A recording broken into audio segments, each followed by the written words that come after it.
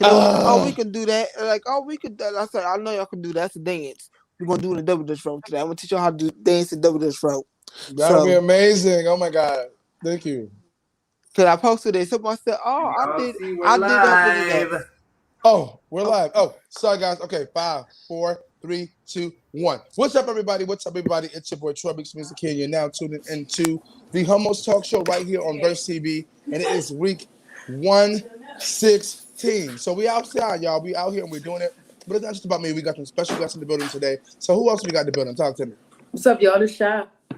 Shy. You know, we out here and we doing it. Verse TV. All right now, and also we have special guests in the building this week. Who else we got in the building? Talk to me, guys.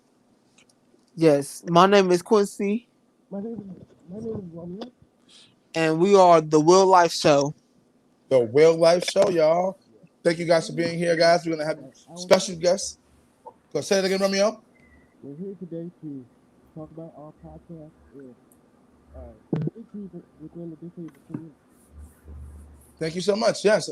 So you guys are gonna be able to talk about all that amazing things later on our one-on-one. But today we're gonna get your interview and we're gonna get your input. Right now here on Verse TV. As we get ready to it. So without further ado, Aaron, let's get to the hummus tea. Let's get to it.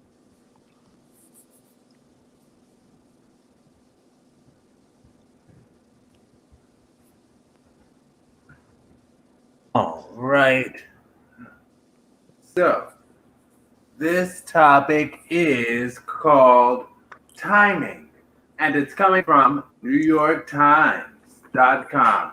Now, this interview article with Uber CEO Dara Khosrowshahi, the dad of Silicon Valley, mentioned some of Uber's amazing ventures and how under his guidance, the team brought Uber Eats from a $2 billion asset to a $50 billion asset that it is today. Now, Uber has looked into many different deliveries from goods to people. If you had an Uber wish, what would you like to see the next big thing Uber delivers, and how would they make the delivery? Now, this article also mentioned that the daughter broke the news last year that she was, as she dryly put it, an Iranian lesbian. And he gave her a fist bump and told her, quote, "It's the best time in the world to be gay," end quote. Now, his being a good dad is a part of the reason he's known as the dad of Silicon Valley. So the second question, what would you like to see happen to make this an even better time in the world to be gay? Shy? Okay. Can you repeat the first question again? I got you, Aaron. If you had an Uber wish, what would you like to see as the next big thing Uber delivers and how? The next big thing. They already deliver food, and I love food. Let's see. The next big thing. You know what would be cool actually if they deliver art supplies? Because sometimes I don't feel like going to the store to get art supplies. Now this is just my opinion. If they deliver my art supplies and stuff for me, I think that would be dope because it would alleviate a lot of stress for me personally. Mainly because sometimes I have to go to more than one store to get supplies. One store may be out and the other one I may have to drive across town. Sometimes I don't feel like all that. So if they had like a Uber delivery service for artists, that would probably be pretty dope. The second question. Well, what would you like to see happen to make this an even better time in the world to be gay? Honestly, I think people still need to be a little more open-minded. Being a lesbian woman is different than being a gay male. So I think that people should just stop putting gay men in a box. Because if you look at me, a guy be like, oh yeah, I like girls too. Let's go get girls together. But then they'll put a man down for his sexuality. And it's no different than, being a lesbian female. So I think people just need to be a little more open-minded still. And stop worrying about what people do in their bedrooms. It's really not nobody's business. A lot of None of people your care so damn much business. about what people doing with their personal life. It's still mind-blowing. It's 2021 and people still all up in people's business. So Right, exactly. that's what I think. All right now, Shy, you gave an answer, okay? Who you want to go next, Shy? You know what? I'll go ahead. I got your back on this. I'll go next. And then we'll go take our special guest. So if I had an Uber wish, what would I like to see Uber deliver next? I like Shy's answer about supplies for artists and people who are creatives. I like that. I would also say, when it comes to Uber, they don't. I don't know. They also deliver alcohol too. If I don't know that, because I do Uber Eats. We do alcohol, do packages, and do food and all that. By the way, just so you know. But if I had a big wish, I would say deliver pets. Because a lot of pets are in shelters and things like that. And, everything's done. A lot of things done virtually now because of COVID. So if you can virtually, adopt a pet, I would say that they would, go pick up the pets that are being adopted now during the pandemic. Everything, all these animals are now finding homes. I think that would be super dope. Have to come a program to allow, these pets to get homes. And, not people don't have to pay to go, make it happen that, they get it Ubered. Boom, boom, boom. And so my second part of the question was, what would I like to see make happen to make this even a better time in the world to be gay? I feel like more people just being open with themselves. If you know who you are and who you are and you're comfortable within yourself, you won't be out here worrying about what the next person's doing. You won't be in the next person's business because you focus on your own shit and doing what you need to do for yourself. So I feel like we'll start with people knowing themselves first and to be more open with people being who they are. You ain't gonna worry about what I'm doing over this side of the street because you focus on you. So I think that more people should be more open-minded with understanding who they are as a person first. And then we can have more openly happy world to be gay because then people won't care. They'll be focused on themselves and what they got to do. Yeah. So that's my 1 and my 2 on that. All right, cool. So let's keep it moving. And let's go Quincy, since Quincy knows how the style of it all goes. Let's start with you where we throw Romeo in there for the first question. If you had an Uber wish, what would you like to see as the next big thing Uber delivers and how? Well, shoot, because they actually compete with DoorDash, and I was just thinking about that. I said, dang, DoorDash deliver pet food, home good stuff, and that's what they compete. And if Uber want to really do something, they need to do medical supplies because for a person like me, I don't get out the house much, and it's hard for me to go get medicine. First about, hey, can you get my medicine? I wish that they would connect it somehow where my medicine there, and I can go and they can go pick up my medicine, or give medical supplies.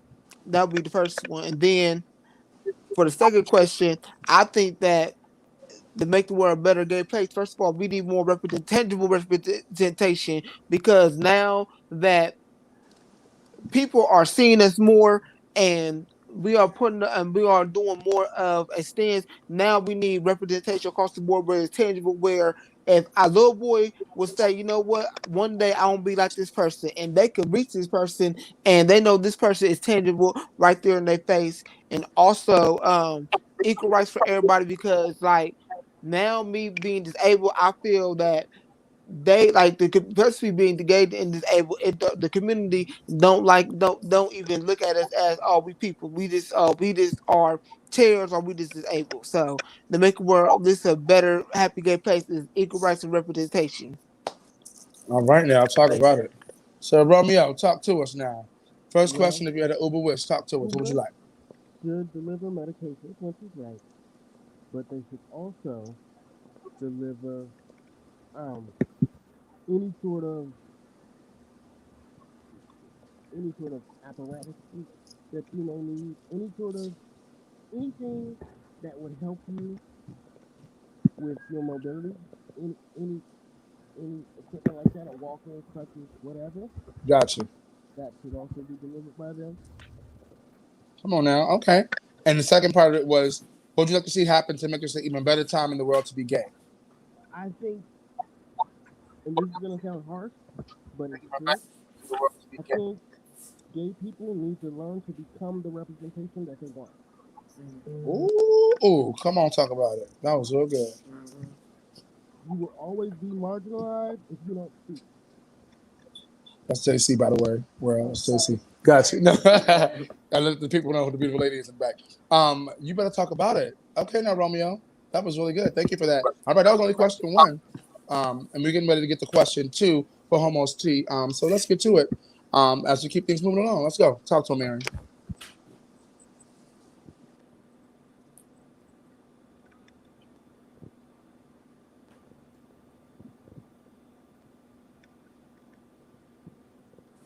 Yes.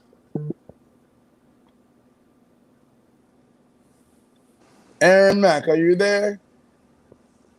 Is he there? Are you there, sir? Or do you... I am.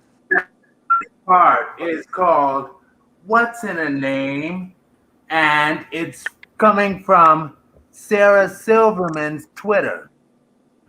Now, I'm going to do something a little fun and different, in that I'm going to very quickly play this clip from Sarah Silverman's Twitter.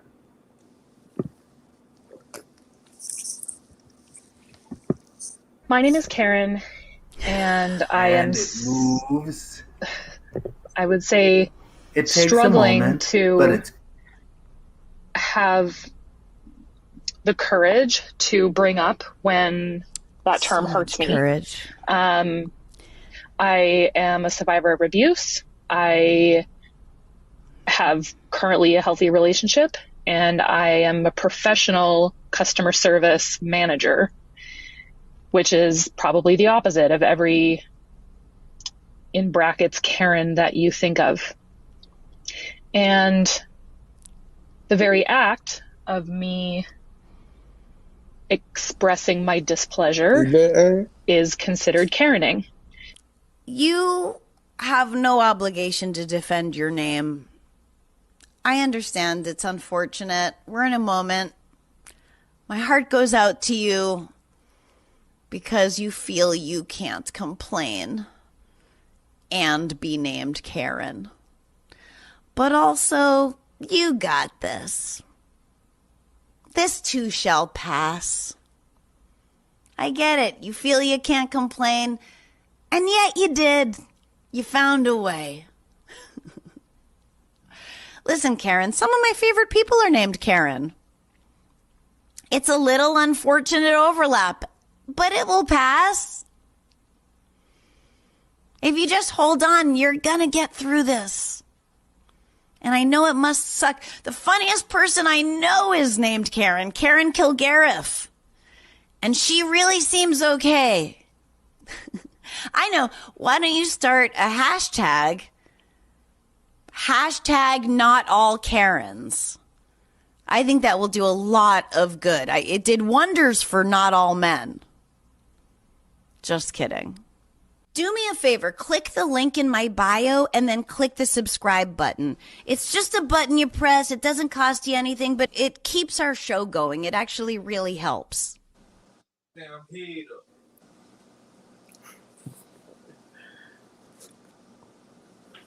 All right now. Okay, now, Aaron Mack.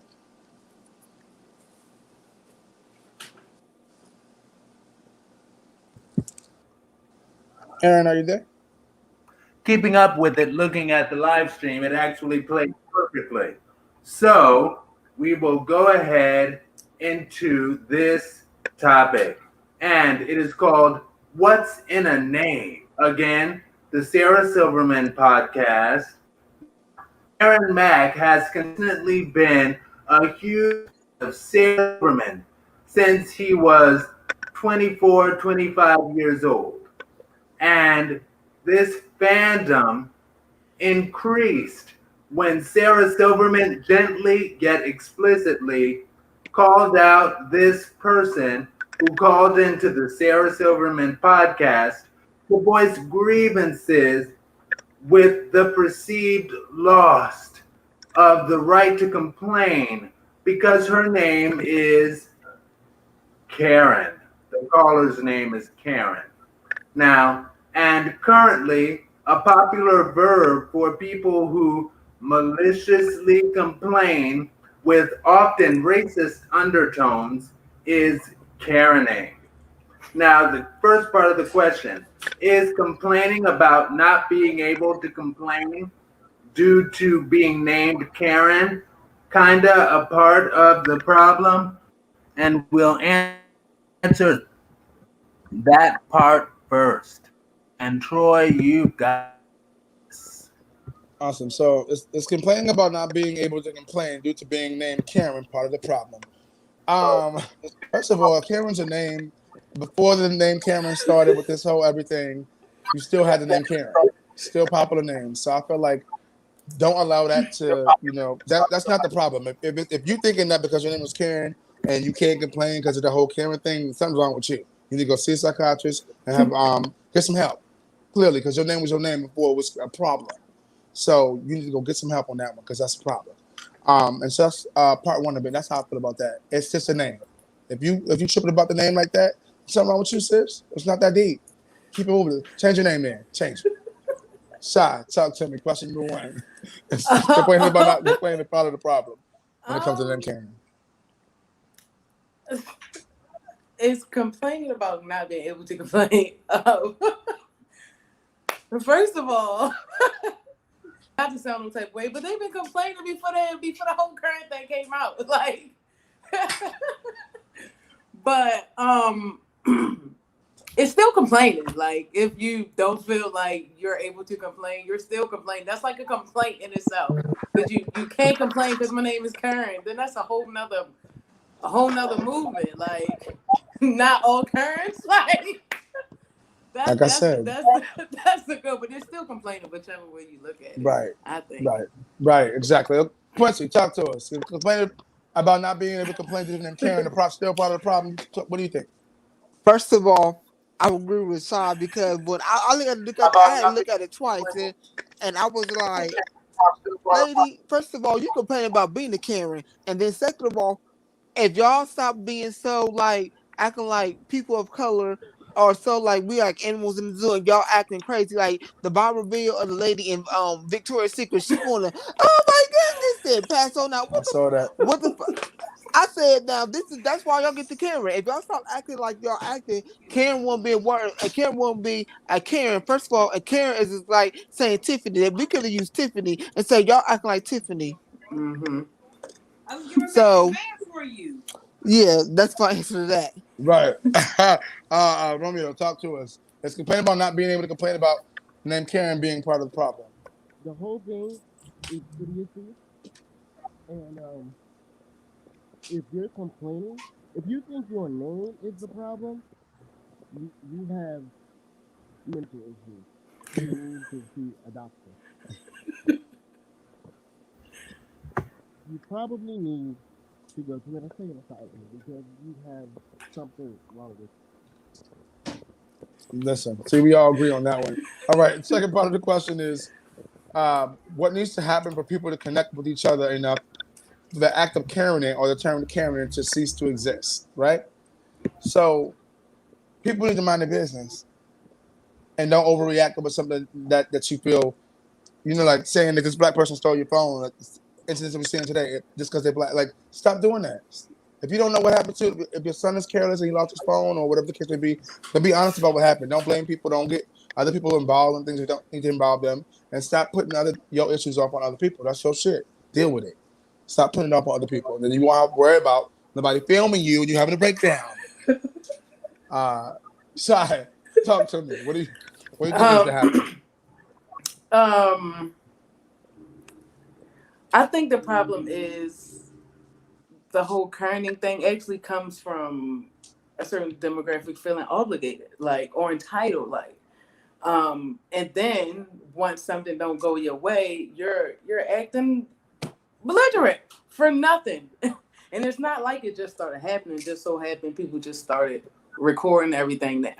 So the kerning is not going to go away, and it's just It's not. There's nothing you could really do about it. Stop feeling entitled and obligated, and then maybe, kerning won't be such a thing. Booyah, just like that. All right. And, Quincy got something to say. Talk to me, Quincy, because it seems like you're ready to on fire. Go on, talk to me. No, because my mom came in and people, because I'm in my wheelchair, and they were like, "We got to get to bed." So I'm like, "Okay," and they laughing because they heard it, and it was like.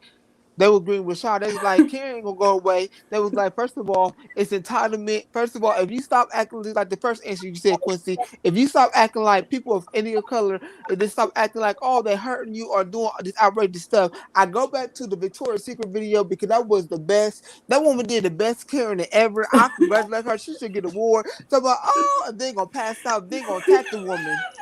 Yeah, I said that's the best one ever. I said the best Karen ever. If Karen was a person. If y'all, I was like, if y'all don't, then I said, if you want to take it there, y'all carrying the White House too. If you want to go that far too, y'all carrying the White House too. So it's not gonna go away. It's not. So Karen girl, this like She's Here Super said, do the hashtag I'm not like the other Karens, and it's just be done. Okay, period. Just like that. Romeo, talk to us and this question as well. It will never go away because it's a systemic problem. It's not white people. It's people, and it comes from generations of we can do this, but you can't. So when that dies, in order for that to die, they have to die. Oh, you better cut it out. No, that's the truth. I know you're going to do it. I know you're going to do it. All of its slavery and all of its repercussions won't die until the people who taught those things are dead. And the generation who's running the world thinks different. Well, maybe them let their mind die and come back different. Let's go with that. Maybe their mind die. that mind frame of thinking and then come back, resurrected. When their mind dies, then they have Alzheimer's and dementia, and they're still the same person. Exactly. This like, hold on, we go back to that video when a white woman spit on the African egg. There you go. There's another example. And she might have Alzheimer's. Wow. I learned something new today. Wow. Well, on that note, that has been our Homo's Tea for today. So if you guys are into what you like and what you see, please like, comment, subscribe, and follow us on our YouTube. This next question is our main question of the day, which will, lead us out into the final part of the show. So if you guys want to tune into that part, you guys got to go to YouTube and subscribe to our YouTube and check out our podcast. All right, Aaron, let's talk about our main topic. All right. And this is called The Homos, Sex and Romance. And it's coming from the beautiful DJ A1's Instagram. Now, Aaron Mack would love to just rest his head on DJ A1's belly with one hand on his thick chocolate legs while DJ A1 gently caresses him with his meaty, muscular chocolate arm. Now, nevertheless, one of Aaron Mack's heart protection devices is an inability to fully desire a man he knows is not available, i.e., heterosexual. And sex is not the biggest requirement on his list. His physical attraction to someone includes an ability to envision a physically romantic connection with the person as well. Now, Aaron Mack does not personally know DJ A1, so the fantasy can kind of run free to a point. Now, question. How do you prevent a deep attraction to the beautiful yet romantically unavailable, even people who aren't as celebrated as DJ A1? Second question, how do you determine someone to be romantically available. The romantically unavailable. So I'm going to turn off the live and pass this on to Shy. Okay. And the question is, how would I know they're romantically unavailable? That's the second question I thought. Oh, what was the first question? My mic was muted. I got you. First question is, how do you prevent deep attraction to beautiful yet romantically unavailable, even people like celebrity DJ A1? How do you prevent deep attraction to those kind of people? Even to celebrities, anybody that you don't know, like at that level. How do you? I mean, I guess I just kind of get over it, or I mean, because it's nothing. I don't know. There's nothing I can really do about that. I guess I would just get over it. Like, because people are attractive, people want to always be attractive, right? But and just because I find somebody attractive, don't mean I want to be sexually involved with them, though. But I guess I would get over it. You know, I might think about it so much, I might dream about it, and then I'll be done. Like, I've been dreaming, be done with it. Okay, that's all right. We've all been there, done that. Okay, won't be the first time. So that's the first part of the question. So I'll ask the same thing.